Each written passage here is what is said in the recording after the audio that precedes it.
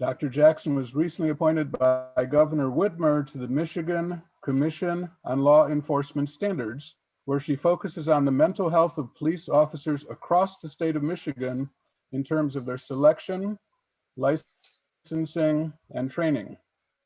And here in Ann Arbor, she is part of the Police Oversight Commission since its inception in March 2019.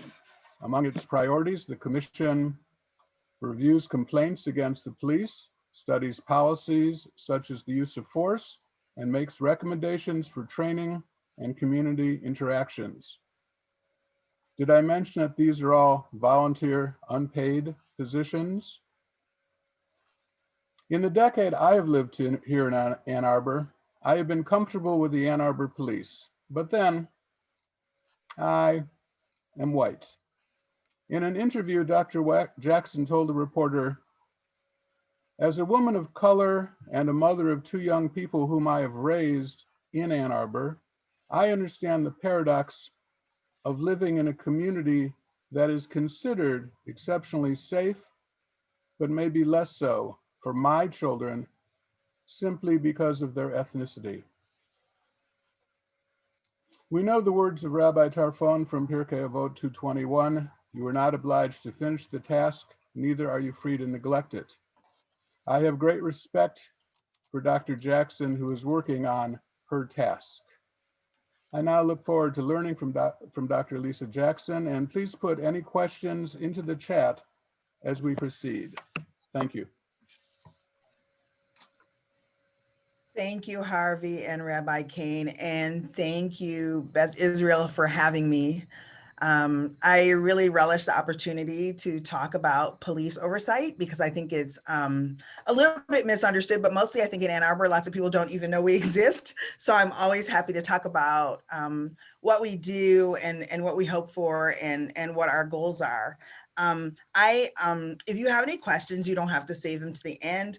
As Harvey mentioned, you can just put them in the chat and I'll try to address them as I go through. I think sometimes it's better to have your questions answered right when the topic is at hand as opposed to later, and that will be fine. It doesn't throw me off at all. I thought I would talk a little bit about how we were formed, just in case that isn't, everybody doesn't know that. And so please forgive me if you already know this. I'll try to be pretty brief about this part. And some of you may have been involved in some of this work, and so thank you for that. I think part of our origin story actually starts in 2014 in August, when a group of concerned citizens thought about Michael Brown being killed in Ferguson, and they went to the police chief, who was John Cito at the time, and they came to him and said, "Hey, we'd like to work with you to prevent such a thing from happening in Ann Arbor. What can we do?" And according to their description, they felt like John Cito kind of brushed off their concerns and that this could never happen in Ann Arbor. Don't worry about it. We don't have to do anything. We're fine the way we are. However, on November 9th, which is 3 months to the day later, Ora Rosser was shot and killed by Officer Eric Reed in her home in Ann Arbor, or in her boyfriend's home in Ann Arbor, within about 37 seconds of his entering the home. And so there was considerable outrage among many types of people in the community. There were many protests, but I think the group of people who perhaps had seen this coming or were concerned that it might come were really, it was very painful for them because they felt like they had tried to reach out and that they had had an opportunity to make change, and that they had been kind of, their concerns had been diminished.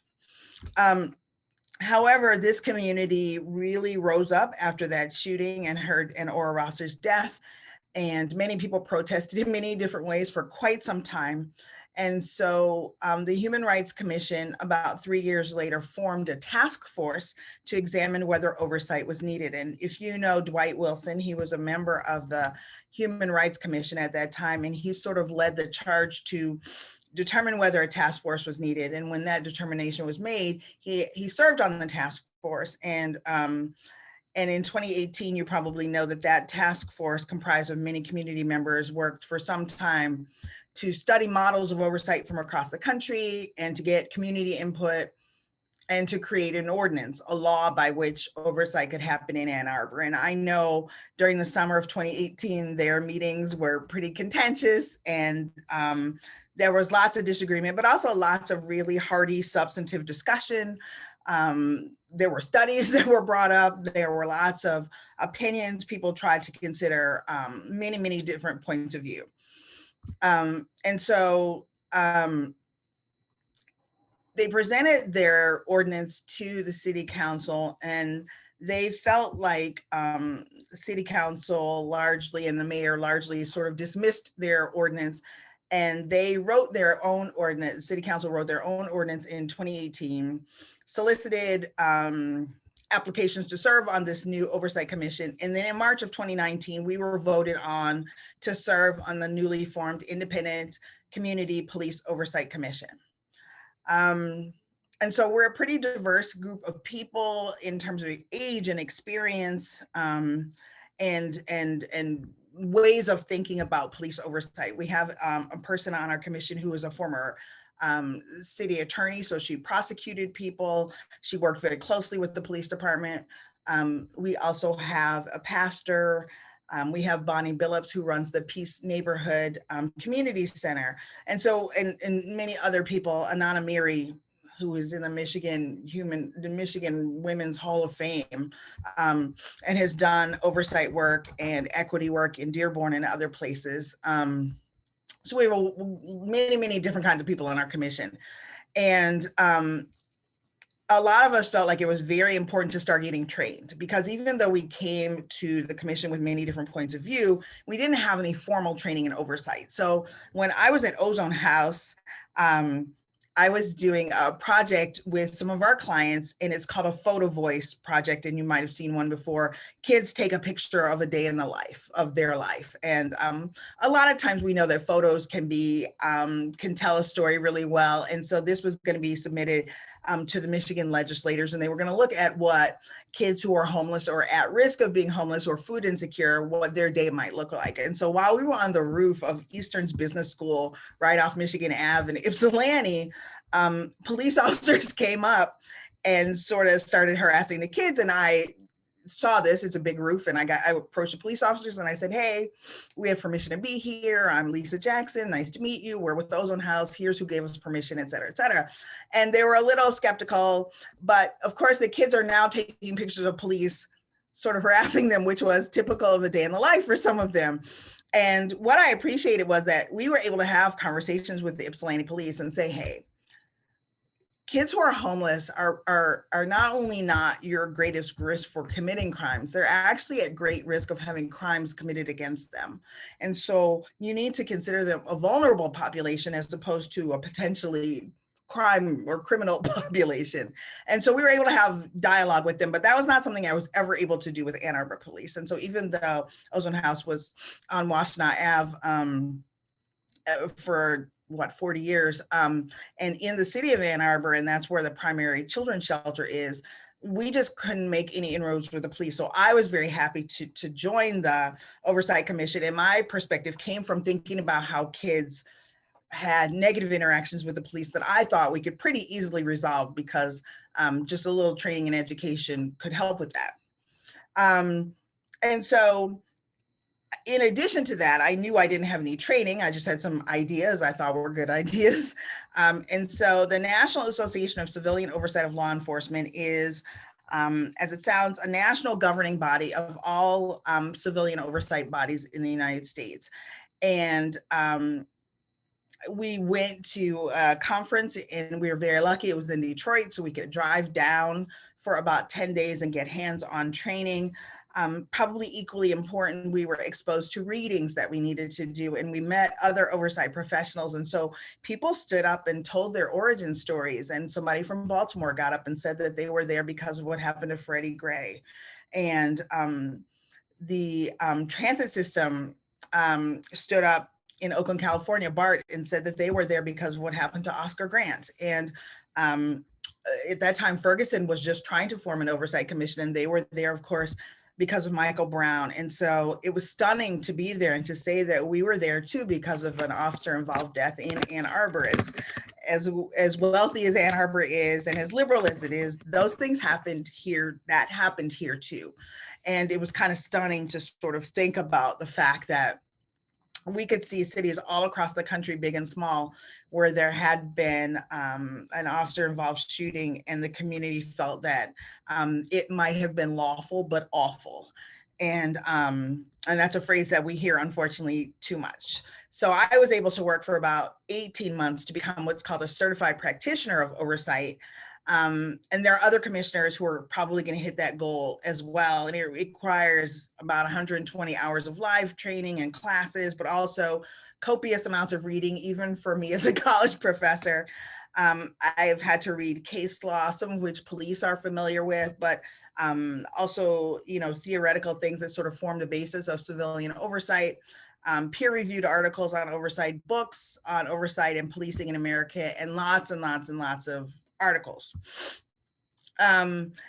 And I think, so Harvey mentioned that I'm a volunteer and I work and the vice chair works. We probably work about 40 hours a week doing this kind of work.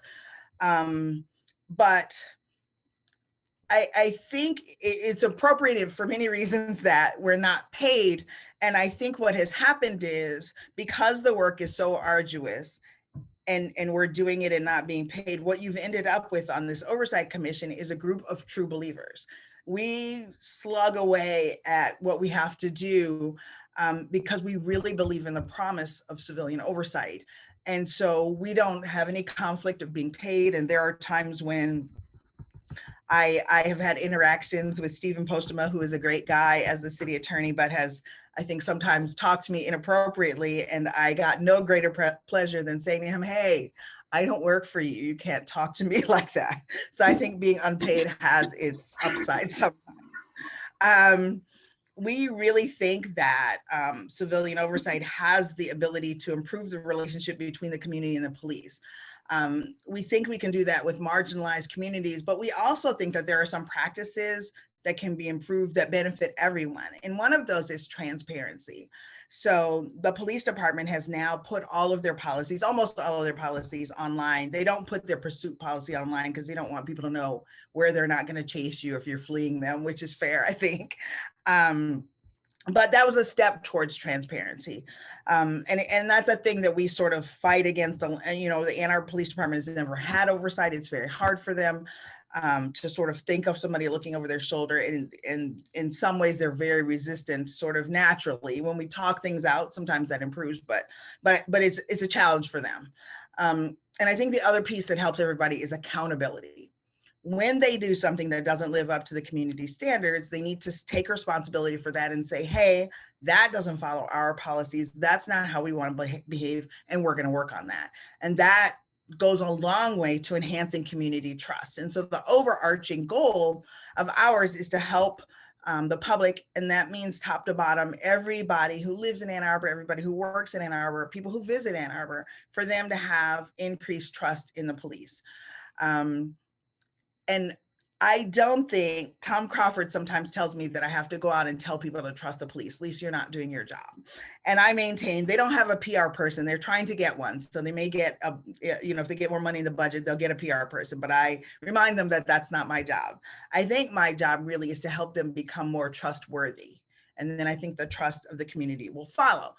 And so on a day-to-day basis, we certainly review citizen complaints. And I think that's an important part of what we do. And it's something that that I have taken a lead on, but something from which I'll be stepping back. So I'm trying to train more officers to do that. I've been to seminars, for example, on how do you know when you watch body cam footage, whether any of it has been deleted. And so I'm trying to train some of our other commissioners, and then I'll step back a little bit because I'm much more interested in policy. I think both of these things are equally important. And when I lived in DC, I had the opportunity to do some public policy analysis, mostly around public health and substance abuse. And that is something that I really think about. And I think meaningful oversight has to be proactive. We can't just review incidents after they've happened, right? we've also got to conduct independent analysis about things like use of force, traffic stop data, other procedural data. We've got to review body-worn camera policy and the use of facial recognition software, which Ann Arbor does not use. But they're not banned from using it. So those are conversations that you'll hear City Council talking about in the near future, because things change and maybe a new chief will come in and want to use it, or something will happen and they'll want to employ it. And so they're debating right now about whether that's going to be appropriate for Ann Arbor, for example. And we also think that meaningful oversight should have some substantive input into disciplinary policy and things like adjudicating the use of force. And it's also critical that we nudge the Ann Arbor Police Department into the 21st century in terms of being transparent. And so while they did get their policies online, they're still really reluctant to share information. Part of it has to do with how small they are. They're about 125 sworn officers, there's professional staff. But I have explicitly been warned that if there's information I want and I'm not given it, but legally I have the opportunity to do it, I can file a FOIA, Freedom of Information Act. But I've been warned that if I FOIA things that they don't want to release, or if I FOIA too often, there'll be work slowdowns in other areas. So it's kind of nice that it's a small police department, but because everybody works with everybody else, for example, the person who processes the FOIAs is married to the professional standards or internal affairs person. So if we annoy him, then she gets annoyed as well. And that's something we have to take into account. I think the other thing is we get a lot of resistance because change is really scary for council members, for example, because they have to consider political ramifications, such as the police union. And the police union is quite vocal. They're quite powerful in some way. They do have the ability to frighten city council, it seems. And they are an entirely different kind of animal. And we can certainly talk more about them later, but I think that we persist on thinking about how we can change for the better, because that idea of change is the basis on which this country was created. And no matter how problematic the vision of the founding fathers were for women or for people of color, we understand that there is something uniquely American about trying to improve our lot, right? And that has been on full display this week, at least. And so that is something that we persist in.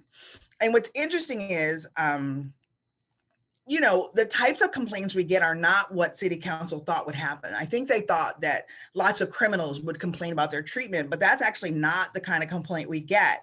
We get complaints from regular community members, from citizens who experience what they believe to be inappropriate treatment. And now more recently, we're getting complaints from citizens who witness what they consider to be inappropriate treatment from the police. And those complaints range from intimidation to sexual harassment, and they really run the gamut. And so that, I think seeing that has helped city council understand that, wow, actually, this is probably important to the community. And this is something that if we can help the police sort of stick to some of their policies and look at why things aren't set up for them to be consistently followed, then that makes the city better. It makes the police better. And it makes those interactions better for everyone.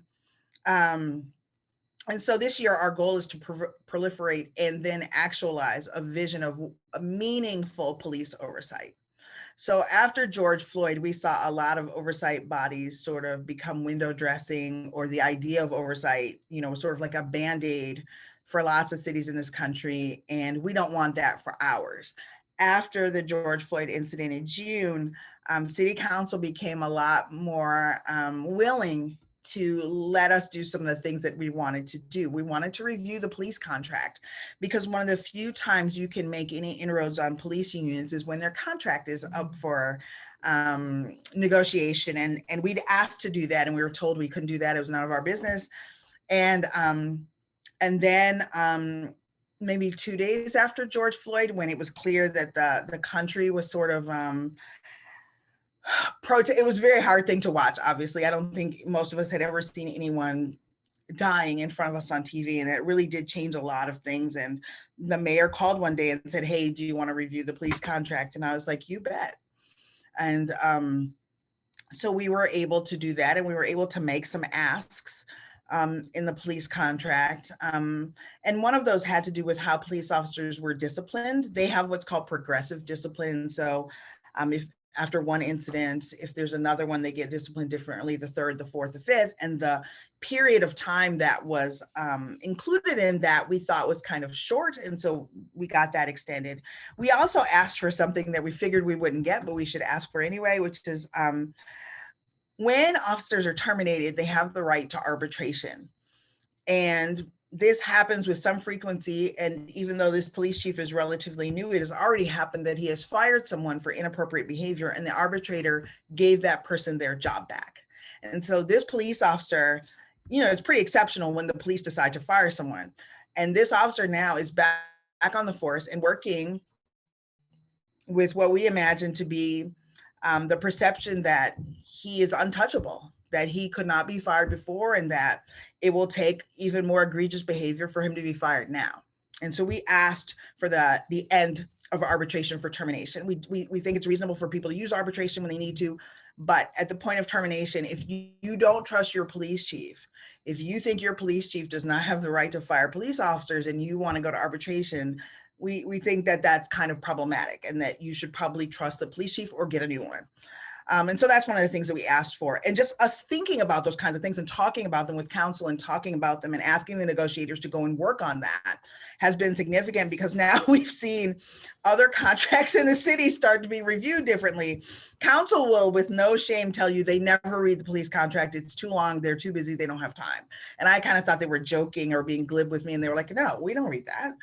And we did find at least once where a person wrote something personal in the police contract, it got approved, and that person got a raise, not in the police department, because the police got a raise. And I was like, you guys, you didn't notice that was in there? They were like, nope, we had no idea. And so I think reading the police contract is good, but apparently that's going to be our job going forward. And so we're glad that this summer there was a little bit of renewed interest in what we do, and that it was clear that oversight bodies made of civilians could make a difference in policing in cities big and small. So we're happy for that. But I think we worry that when that spotlight is off, that you know, there won't be much headway. Meaningful oversight is iterative. All communities currently face hurdles in the US. The protections that law enforcement officers have are overwhelming. So not being able to be fired is just kind of one example. But there are statutory procedural guarantees when faced with discipline that no other public officials enjoy. They have qualified immunity, as you probably know, and more. And so we know that oversight is going to change as those landscapes change. I certainly interact. I serve for MCOLS, which is the commission that oversees the licensing of all police in the state. It's an interesting job because I'm the only oversight professional on it. Everyone else on the commission has historically been a law enforcement person, chiefs, there are sheriffs. So law enforcement across the state represent that body, and they make those decisions about licensing and even training. And so one of the things I'm talking about often is mental health training and how we need to do better by our police officers. But I'm the only oversight professional on there. I'm in the group of first civilians that Gretchen Whitmer appointed. There are 3 of us, and the other 2 are pastors, one from Detroit and one from Grand Rapids, but they don't have any oversight training. And so they really bring these great sort of issues to the table that they hear from their communities, but I'm sort of swimming upstream, which is fine, talking about things like transparency and accountability and how we're going to do that. And so we know that as things change at the state level, there are several House bills that are looking at police reform. I have no idea how they're moving. I try to check in with Jeff Irwin and Stephanie Chang on those. But we know that qualified immunity is up for debate across the country. We know that the legislature in the state of New York decided that all police disciplinary records could be public. even in East Lansing, Michigan, there was a lawsuit by a person who was harassed by the police, and he wanted to know if other people had been harassed by this police officer as well. And so the ACLU sued East Lansing police on his behalf. And the settlement was that now all police complaints in East Lansing, Michigan are open to the public. That's not true in Ann Arbor, but we think that might be a good thing across the state, not just in Ann Arbor, but our oversight then will change as these landscapes change. So I have access to information that I can't necessarily share with the public in terms of names or things like that. But I hope that certainly some of those things will change so that anyone who wants to know those things can have access to them. And so when we focus on policies and systems, we'll be better able to advance fair and professional law enforcement that's responsive to this community's needs. And so we have to be specific to what does Ann Arbor want? And we have to be able to evaluate the integrity and effectiveness of our police accountability systems. And so I see somebody asked a question about a cousin organization. There's something called CABLE, which is the oversight body for the sheriff's department. It's kind of interesting because they don't meet regularly. They might start, but they hadn't. And most people tell me that when Jerry Clayton got elected, they were like, well, we've got a Black sheriff. We don't really have to worry about it anymore. And so they were kind of disbanded. They don't function independently from the sheriff's department though. So what they can and can't do is a little bit different than what we can do. And so right now they don't seem to have even as many teeth as we have, and we're always working to get more teeth. I think the new city council, hi Ed, I see your question. I think since the new city council has come in, they have been sort of arguing with themselves more than thinking about arguing with us. And we have Lynn Song, who replaced Jane Lum, and now she has been appointed to our commission. And so I can't quite tell what they're going to do. Lynn Song seems very interested in getting rid of facial recognition, for example. My hope is that they are reasonable individuals. And so when we talk about things that could make the police more accountable, that's something that everybody would want. I think we have a largely good police department in Ann Arbor. I don't think we have a lot of bad apples spoiling the bunch. I do think we have a lot of people sort of, so this new chief has come in and he wants to make some changes. And there are a lot of people within the police department that are very reluctant to do that. And so when I think about the police, I often think about a Venn diagram of the chief, of police officers, and then the union. And I know there's overlap in all those things, but they are separate entities too. The chief has some goals that are very different from officers as a whole. The union has some very different goals than the chief has. And so you might have seen the police officers union here has written some very strongly worded letters opposing the task force that preceded us. They wrote a very strong letter saying that the oversight should not exist. They wrote a very strong letter that this chief should be fired. And they wrote or signed on to a strong letter supporting Donald Trump. And I mentioned that letter because it really seemed to upset some of the city council people. And one of them sent me an email and a bunch of other people at like 2 a.m. saying, have you seen this thing? And I was like, yes, I've seen it. And, it's, they can support whomever they want. And, but she was very upset by the tone. And I said, but gee, this tone has been used against your police chief. This tone has been used against us. This tone has been used against the task force, the Human Rights Commission, right? And so there was this sort of difference after June when people started paying attention in a different way, which I think is good, but I think we should also sort of look back a little bit and make sure that we're being consistent. I think that it's interesting. I'm looking at Jacqueline Kaufman's question about, because we live in a town that's so heavily one party, there's a vacuum of diversity of voices. There are often yes men mentality within various city leadership entities. How can we help as a community member to bring to light the very real issues of disparities for our Black, Indigenous, people of color neighbors, including policing, and how can we engage with our elected leaders more successfully, which I didn't ask for her to write that, as she's not a plant. But my ask for you all would be to to follow us on Facebook. I think we're Ann Arbor Oversight if you happen to do Facebook. If you're on Twitter, we are A2IPOC.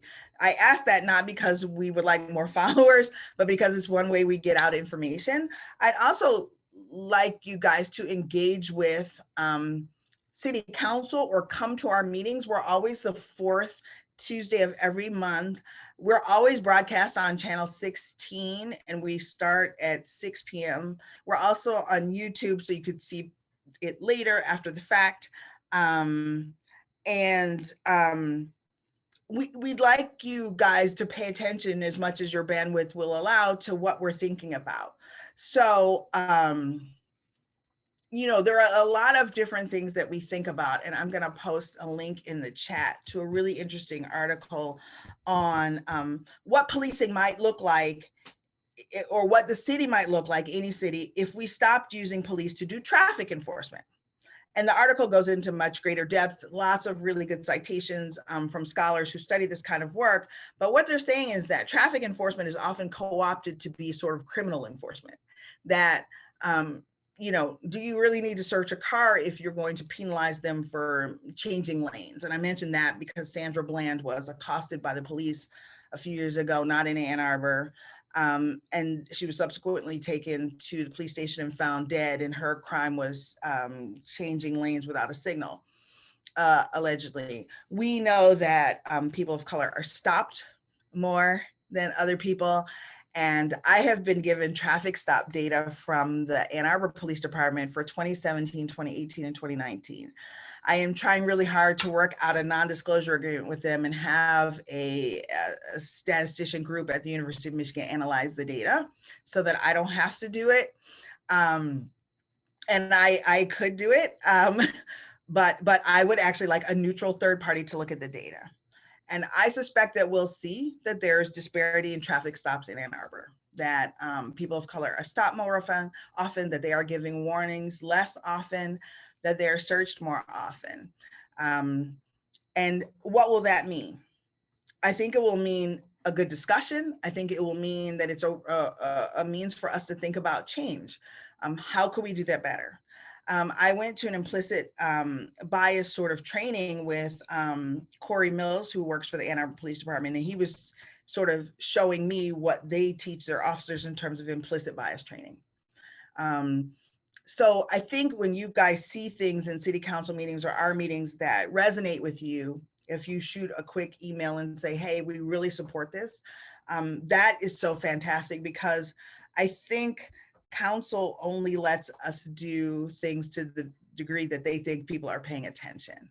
They had a terrible fear that we would come in and embarrass them and that we would, you know, say terrible things about the police department, but we worked very closely with the chief and the two deputy chiefs, Jason Forsberg and Amy Metzer.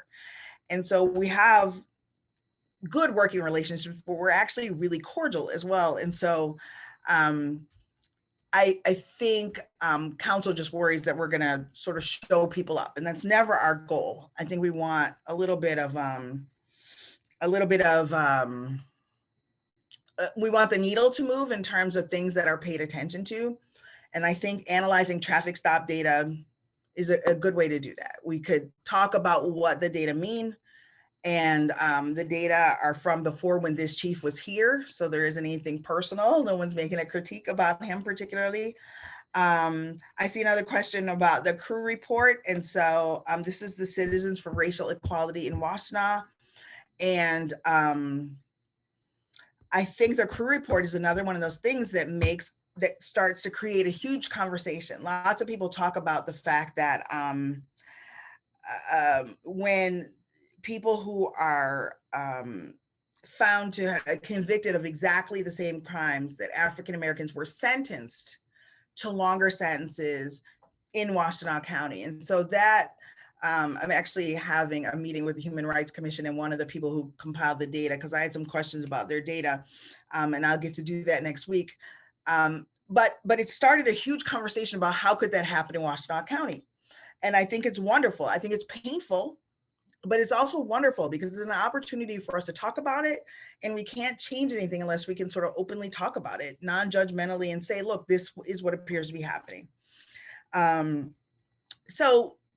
Eli Savit talked about before his election, getting rid of cash bail. And I was like, you can't do that. And I had lots of conversations with him. I was just like, oh, you're just being a terrible politician. You're saying you're going to do all these things you can't do. And we kept having conversations. And of course, you guys have probably seen his, in the first week, it looked like every day he had a new set of policies. This is what we're going to do. This is what we're going to do. And he's indeed saying he's not going to ask for cash bail. And I was like, what? One of the things that he talked to me about, though, and I don't know if he's put this out here yet, is one of the things police often add on to charges is called resisting and obstructing. And so if they say, step out of the car, and you say, why, that could be interpreted as resisting or obstructing. If you get out of the car and they say, put your hands against the car and you don't do it quickly enough, you could be resisting. And then they can arrest you for that. And so one of the things that he said to me is that he's interested in not taking that up as a charge. We're not going to prosecute that anymore. And so I had a conversation with the chief and I said, well, do you think that will mean that people will stop using it? Police officers will stop using it? Because it appears, just anecdotally, we don't have data on this yet, but it is something that Eli is working on, actually, is looking at how the data look in terms of age and ethnicity and even location across the county, how resisting and obstructing is used. And the chief said that he thought over time, if it were not, people were not charged with it, that police officers might stop doing that. And so the crew report has started a huge conversation. And then Eli's kind of rolling out of policy after policy after policy has been very helpful too, in terms of setting a tone. And what he does impacts Ann Arbor Police, Ypsilanti, Saline, Pittsfield, police departments all across the county. And what he's telling them is, here's where we're going with this, guys. And so he's creating change, kind of at a stunning rate for me. So it's been interesting to sort of see that. As a healthcare provider, so Jacqueline has another question. I have massive amounts of federal oversight, including transparency reporting, because I'm responsible for the safety of patients. Do you get a sense of what the fears are for our law enforcement partners that would come from oversight? It's interesting. I maintain all the time that if they opened up their books and let us see everything we wanted to see or made everything public, it wouldn't be that scandalous. I think the police have actually more internal complaints against each other, and that might be scary for anyone to see, but that's not something we've wanted to look at. Maybe the public would be interested in that, but I kind of think we're trying to make inroads with the union. The union lays down ultimata all the time. We will not meet with the Oversight Commission. We have nothing to say to them. We will not let them talk to us. We will not have a meeting with them. And so we're trying, in fact, yesterday we sent another email saying, hey, let's have coffee. So we're trying to meet with their union leadership. I think some of what they do, though, is just obstructive. And I think part of it is trying to be relevant. They don't really have to negotiate for wages that much. They got a 2% raise this year, all police officers, in the pandemic, when all of these businesses are shut down in Ann Arbor and the city is really worried about tax revenue. They got a 2% raise. I don't think they're particularly, they don't have to negotiate hard for economic stuff. But I do think that they need to stay relevant to their members. They need to maintain that us versus them mentality a little bit, I think. And actually, I'll try to post this too. There's a super article in the New Yorker, I think, about how police unions avoid sort of accountability and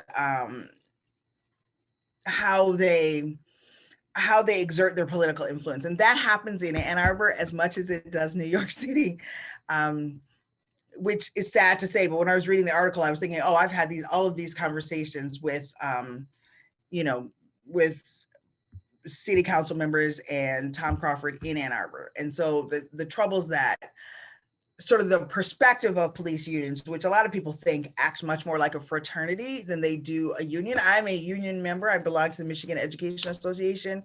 I've participated in negotiating and bargaining at Schoolcraft, and I believe unions are helpful, for fair wages. But I think police unions work a little bit differently, and so There is no national statewide police conduct database. We're hoping for one for Michigan. That's something that Dana Nessel has proposed. Right now, individual municipalities can put information out if they want to, but they don't have to. And so, and also the kinds of data they put out are different, and how they report use of force are different. And so there isn't anything national, but I think one day there will be. I think that's coming. I'm going to post this link to you guys. But I think that there are some states that do it. And then there are some cities that do it. And I don't know that MCOs would take this up as a goal, because most of the people on MCOs are, law enforcement people. I do get to say, though, in MCOs, hey guys, I really think this should happen. And I get to say in the press that I said that in MCOs. So maybe that helps push the needle. But I hope to work more consistently with our legislators, and even with Dana Nessel and Gretchen Whitmer, and kind of say, oversight could be helpful across the state for many reasons, right?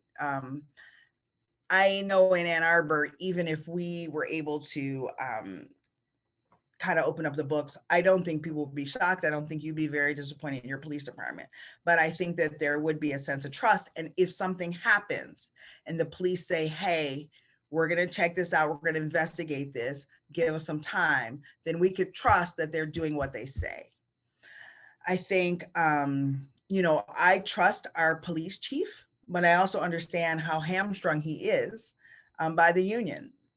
One of the things that he got in this contract was the ability to reassign people to new jobs. And if that sounds shocking to you, you should read Dan Oates' article, I think, in the Observer this summer, where he talks about how hard it was to work in Ann Arbor, and to fire people. He would have to creatively retire them with packages to get them out when they were misbehaving. And the police department calls it refiring, because you're sort of retiring, but you're really being fired. And that kind of stuff still happens today. And so I think it's something that we could all work on, and we can only do it by sort of bringing these things to light and shining a light on them, and then saying, hey, this is how we'd like our police department to act in this community, and here are the kinds of things that we expect. One of the things I'm working on now is a bystander intervention program.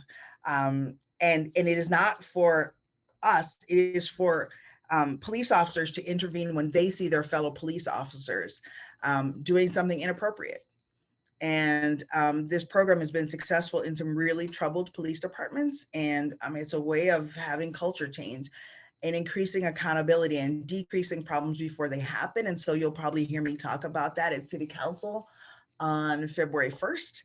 And it'll be something that we're talking about in our meetings, and something we're talking to the police about. Hey, does this look good to you? Does this seem like something you could do?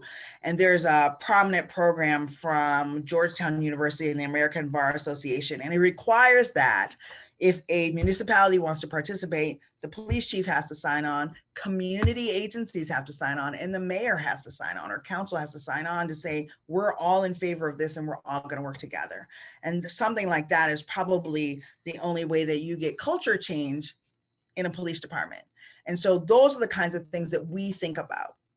And those are the ways we try to facilitate change. I know that sleep-deprived police officers rely on implicit bias more than when they are well rested. That's true for all humans, but we see the effects of that in police. We know that police officers are more likely to die by suicide than by being killed by a criminal many times over. They commit suicide at rates that are unacceptable. It's happened in Ann Arbor. It just recently happened to another person in Dearborn who actually taught at Schoolcraft. And so suicide rates are very high among police. How can we get them better mental health? And how can we get them to avail themselves of it? Safer police make everyone safer. You do not want suicidal police in your particular neighborhood responding to your problems, right? But more than that, police officers are trained, they're members of our community, and they need to be able to deal with the real stressors of their job in a healthy way. And so these are things that we talk about that the police never talk about, that city council never talks about. And we sort of bring them to the fore and we say, hey, let's think about these things. Let's talk about them. And so I hope that that's a service. We also talk to the community a lot. We want to hear from people. I'll type my email address in the chat, but I'm always happy to hear from people. Of course, we all answer our own emails. But we want to know what safe policing looks like to you in Ann Arbor. What do you want to see? How would you want your police officers to respond? I'm also going to put in the chat the link to our webpage. It belongs to the city, so it's really clunky, but that's our official webpage for the city. And it does have information about all the commissioners if you want anybody's email, our mission, our vision. And we will be posting now pretty shortly a log of all complaints from 2020 and how they were resolved. And so we've gotten permission to do that. We really had to negotiate with the city about whether we could even do that. I think that mental health money is always a tricky thing. I always argue that it's way cheaper than the consequences of not having good mental health, particularly in the police department. Ann Arbor hasn't been sued, but that's just dumb luck. You know, Aura Rosser's family could have sued the city and they didn't. They didn't do it because they didn't have a case. They didn't do it because they're not litigious and it wouldn't have made them feel better.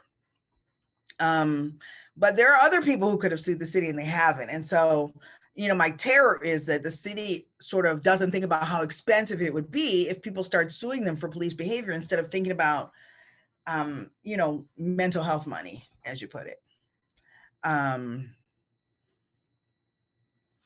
So I hope I've given you a taste of kind of what we do, what we think about, some of the things that we think about that, you know, police and city council aren't thinking about, and how we might, you know, bring some value to the table.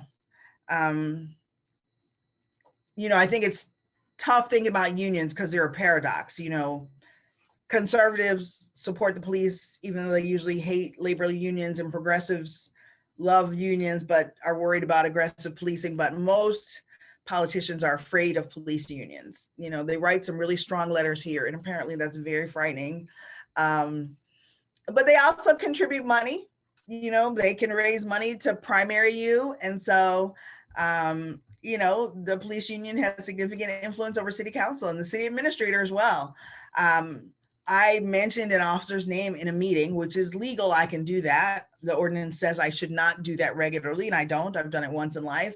And the labor union called him and asked him to chastise me, which he did. And in almost every subsequent meeting with Tom, he's brought that up. Lisa, you can't ever do that again. And I was like, you know, Tom, I wasn't breaking the law. I don't usually do it. I was talking about something very specific. I will certainly try not to do that again. But, you know, they exert significant influence. So, and they're also worried that they're all going to retire at once and that they're going to be short-staffed. And there are a number of retirements that are coming, but you know, I think they kind of hold some things hostage. You know, in Buffalo, we saw the older gentleman who was knocked down by the police. He was standing and they kind of pushed him. He fell backwards. He hit his head and he had a traumatic brain injury. He couldn't walk for 2 weeks. And when those two officers were suspended, the union facilitated a walkout. They had a protest. 59 officers resigned from their emergency response team. So the city of Buffalo had no emergency response team. They didn't quit being police officers, but they quit from that position. And they drew legal funds. They had lots of other actions. And so Ann Arbor is worried about those things happening too. If they do something that the union doesn't like, the union will retaliate, right? And so we want to hear from citizens. We want to know what they want. Please attend our meetings. Please give us feedback about things that you'd like to see happen. You know, Chief Cox is a great guy, but he cannot upset the apple cart in his own department. And there are times when I say things that he wishes he could say. And so we fight with the city over even small things like the complaint review process. And one of the things you'll hear me talking about in the next couple of months is the ordinance itself, in that there are no teeth in it. if the police department does not live up to what it's supposed to do in the ordinance, there's no consequence for them. So if they're supposed to produce something in 30 days and they don't, it doesn't matter. And there are many times when that happens. If I would like to see body cam footage for someone who has alleged intimidation, they'll show me the wrong footage or they won't give it to me and I'll have to ask for it. And I am still investigating. Our little team, subset of us who investigate complaints, are still working on a complaint from January of 2020. And it's a simple complaint where the woman felt that she was treated very disrespectfully by a police officer. And so we get slow walked all the time. And when I say, I go to counsel, they're like, you're always complaining, Lisa. And I'm like, I know, but the police are always sort of slow walking us and delaying things. And there's no consequence to them. And so I'm trying to figure out if there's a way to create some consequence, like a fine or something that could be levied on them if they don't do what they're supposed to do. Because right now they only do what they want to do when they want to do it, because there's no punishment for them when they don't. Mandatory, Bruce Sokolov, and I apologize if I just butchered your last name, has a question. Explore mandatory annual mental health check-ins for all police personnel, not a fitness for duty evaluation if you're serious about police mental health. They instituted that after a serious incident, you had to go do at least one counseling session. So your idea is genius, because what they found is that when they made it mandatory, there was a little bit less stigma and people would go, and then they would, if they kept going, they could tell their fellow officers, oh, well, I had to go. And so they found that when people would go once, they would continue, they would utilize the services more. And so they made that mandatory. I don't think there were any mandatory mental health check-ins, but that's certainly a really good idea. I think there's a little bit of a problem now. You're going to hear me talk about this. The psychological services that they contract with, the psychologist is the mom of the deputy police chief. I mean, there's just no way, if I'm a police officer, I'm going to go to her and tell her some things that I don't want my boss to know, because her son is their boss.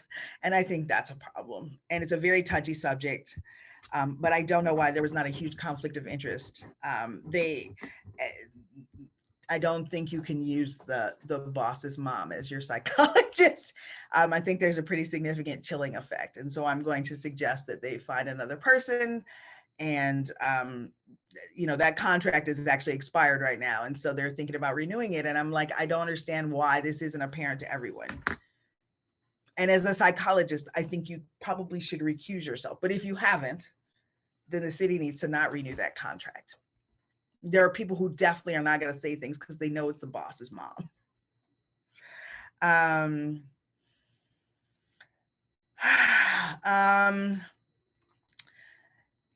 So Rabbi Kane has asked, where do these 125 officers generally come from? I believe only 2 of them live in Ann Arbor. Is there any truth to that there's an attraction to law enforcement from white supremacist culture, or is that unfair? I think sadly that there has been some evidence of that, some documentation of that. And I will say that one of Chief Cox's, and I think he would say this publicly, one of his fears is that in the environment in which we currently live, that the only people who will want to be police officers are these sort of these young people who kind of see policing as a way to legally have power over people with a gun, and that no people of color will want to be police officers, and that you will have an entirely white police force comprised of people who may largely be white supremacists or paramilitary people. You guys saw, I believe it was it Kenosha, where the young man killed a Black protester, and the police were offering his group water and they treated him very nicely. And so there's a great worry among many kinds of police chiefs across the country of all ethnicities that one day there will be, that our police forces will be comprised more often of people who are white supremacists than not. We do know that many white supremacist groups encourage their members to join the armed forces or the police in order to get better training to help serve their purposes. So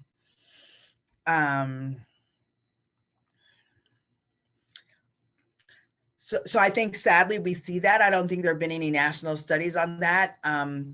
We were very concerned about if any of our officers were at the riot on January 6th. And the FBI is investigating Ann Arbor as they are every other municipality. There were several people from Michigan arrested, but none from Ann Arbor Police Department. So my fingers are crossed, but that doesn't mean that there weren't people sympathizing who didn't go. So I don't think I would give Steve Schiff asked if I'd give the Ann Arbor Police a grade. I don't think I would give them a grade, but what I will say is that, okay, so there was a block party and police officers were there and they were playing with the kids. They were doing lots of things. They were doing great community engagement.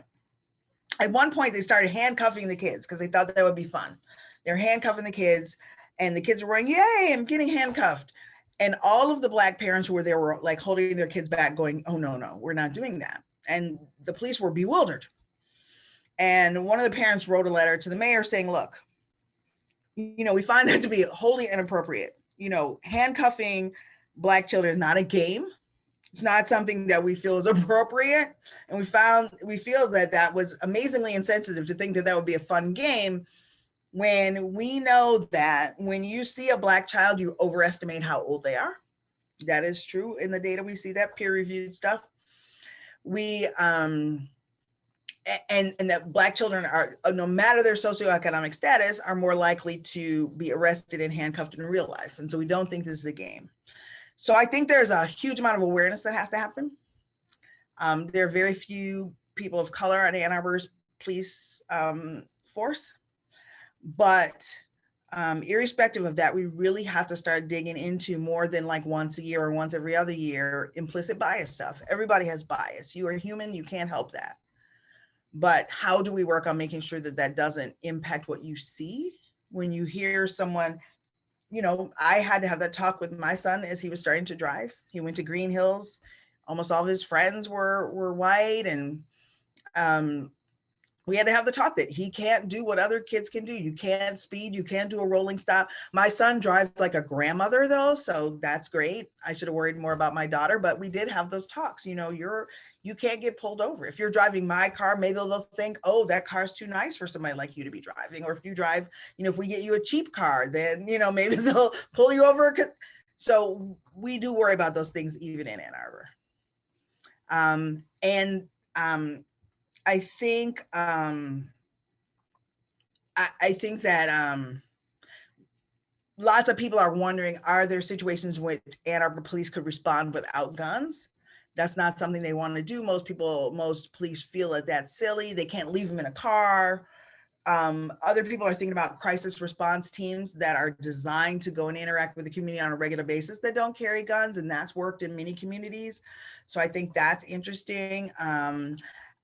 I think lots of times there was an incident with a woman in a park and she had an interaction with a Black woman and she had an interaction with two police officers and it looked so distressing to a passerby. This woman was driving by, she parked, jumped out with her cell phone and filmed the interaction. And that woman emailed the mayor. She didn't know we existed. The mayor sent it to us. Then the woman made a complaint and then other people in the park happened to be on body cam footage because police officers then went to talk to them. And they said, the first thing they said to the police officers was, wow, that interaction looked really intimidating. Do you think that was appropriate? So cell phone video helpful. We've had other kinds of people say, hey, I saw something weird happen. I saw a guy on his bike get pulled over by the police. And so I filmed it on my cell phone. And so I think that can be helpful. At times, if for no other reason, the guy who was riding the bike was a coach and he was a track coach. And so the girls were running and he's riding his bike, which my son's soccer coach used to do, which is really annoying if you're the kid, but they don't run with you, they ride their bikes. And he got pulled over. And I can talk about this, it happened at Skyline because the kids were very upset. And then they had like a kind of team meeting about it. And then the school had a meeting and the guy never filed a complaint with us, but someone else did. She said, hey, my kid came home and said, this is what happened when they were running and this is problematic. And why is this okay? And the guy said that he had something that said Skyline Track on it. So they believed that maybe he wasn't catcalling these girls. He really was their coach. But he said he was very uncomfortable. He was scared and he felt like, you know, the logo is what saved him. So, so Cheryl Fagan said, as a teacher, some of my students have come to detention with broken teeth from police. And I think a lot of people don't feel like they can complain about that. But body cams are supposed to be on at all times when they are interacting on an official call with anybody, anywhere. And so if a kid comes in with broken teeth and there's no body cam footage of that, that's a problem. But I think a lot of people don't know where to complain or how to do that, or that we exist, because for decades you complained to the police about the police. And you can still do that. But if you complain to us, the recourse that we have is much different. And the ability for us to communicate with you is very different. If you complain to the police will not give us your name, and we'll never be able to tell you how we resolved your complaint, which is stunning. But there are sort of, they're using a Crime Victims Act of privacy, which is fair.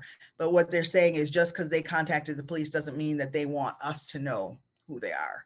So there are lots of small things like that. And so we really would love if everyone would complain to us instead of the police, because the police will investigate it anyway.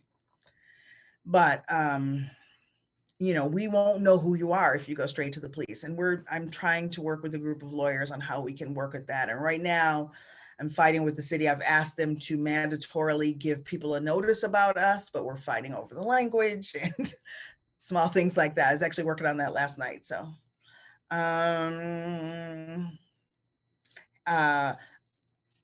Question of what percentage of arrests result in warrant requests to the prosecutor's office? I don't know that, but I could find that out. About 20 years ago, I checked with Detroit PD and was told that half arrests and bookings for armed robbery did not lead to a warrant request.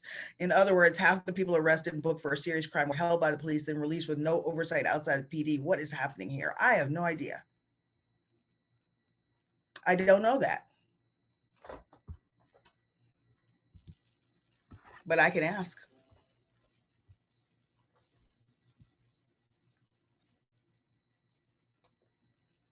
Yes.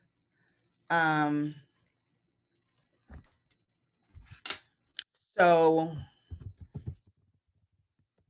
I'm posting my email again in the chat. And what I'm going to do is give you our official phone number. And there's a reason for that, because everything gets documented.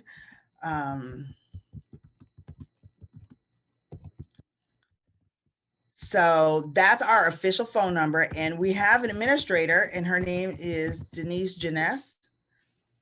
And we take complaints over the phone. You can call us, you can file a complaint online, you can do it anonymously, you can do it on behalf of a friend, you can do it on behalf of something you witnessed. We've had some interesting, somebody saw something that looked like a DUI being pulled over, and then they let the person drive off. And we were just like, wait, what? And Ms. Janess is an expert administrator. She has done some of the oversight training with us, and so she's amazing.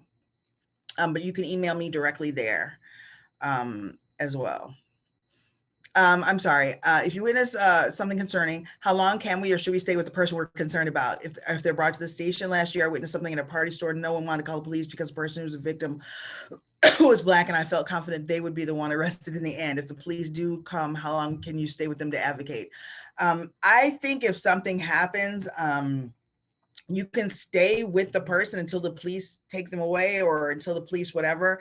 And I think, unfortunately, it's very powerful sometimes when unrelated bystanders do step in and say, hey, this is wrong, or hey, I saw the whole thing. And we've had some of those cases too. So being willing, and it's very uncomfortable sometimes. You're not sure what to do. You don't know exactly maybe what happened or something, but something feels wrong or something. But sometimes in those cases, standing with a person and saying, hey, are you okay? Or can I call somebody for you? Or can be very powerful. The woman in the park that I told you about had no idea that these people she did not know the family who also wrote to the mayor on her behalf, and she didn't know the woman who stopped for her, but the woman stopped, filmed the whole thing, and then when the police left, the woman cried. And this woman happened to be a person who had done crisis intervention. She was a social worker, and she comforted that woman, and she gave her phone number. And the woman reports that the only reason why she was sure that what happened to her was harassment is because somebody else saw it and said so. She kept thinking, am I crazy? How can this be happening to me? You know, she's never broken a law in her life. And but she felt like the police were going to like arrest her or do something to her at any time. And the only reason why she didn't feel crazy is because that witness was there. And so something like this is so helpful sometimes to people, even psychologically, but also helps with their agency. Sometimes when you say, hey, that was wrong, people think, wow, that is wrong, I should complain. And there are times when people complain and we do think the police were fine. Sometimes we think they were fine, but could have done better. And sometimes we think, you know what, that wasn't really racist. But there are times when people, I think, it's people aren't sure, and when you're upset, it's hard to tell. And so sometimes when you are being an active bystander, that's very powerful for people.